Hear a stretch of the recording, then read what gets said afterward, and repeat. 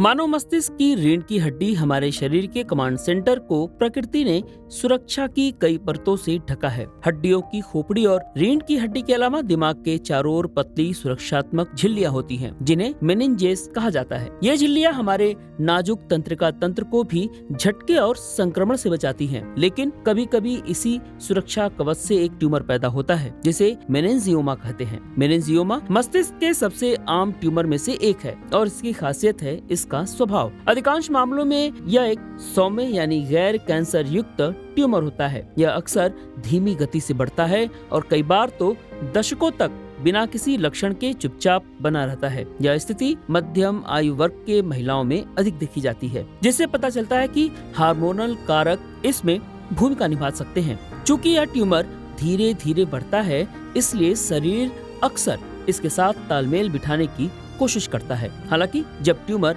बड़ा हो जाता है कि वह आसपास की संवेदनशील मस्तिष्क संरचनाओं या नसों पर दबाव डाल सके, तब लक्षण उभरने लगते हैं। इन लक्षणों में लगातार सर दर्द, दृष्टि या सुनने में कमी, दौरे या शरीर के किसी हिस्से में कमजोरी शामिल हो सकता है। निदान के लिए डॉक्टर आमतौर पर एमआरआई या सीटी स्कैन जैसे इमेजिंग टेस्ट का उपयोग करते हैं, जो ट्यूमर की सटीक स्थिति और आकार को स्पष्ट रूप से दर्शाते हैं। उपचार में सर्जरी सबसे प्रमुख विकल्प है। अधिकांश मेनिंजियोमास को सर्जरी के माध्यम से पूरी तरीके से हटाया जा सकता है, जिसके बाद रोगी अक्सर स्वस्थ महसूस करते हैं। यह इस ट्यूमर की सबसे अच्छी बात है। यदि ट्यूमर ऐसी जगह पर है जहां उसे पूरी तरह से निकालना जोखिम भरा हो, तो शेष बची कोशिकाओं को नियंत्रित करने के लिए रेडिएशन थेरेपी का उपयोग किया जाता है। हालांकि मेनिंजियोमा का पूर्वानुमान आमतौर पर बहुत अच्छा होता है, लेकिन कुछ मामलों में यह दोबारा उभर सकता है, इसलिए नियमित फॉलोअप आवश्यक है। यह ट्यूमर याद दिलाता है कि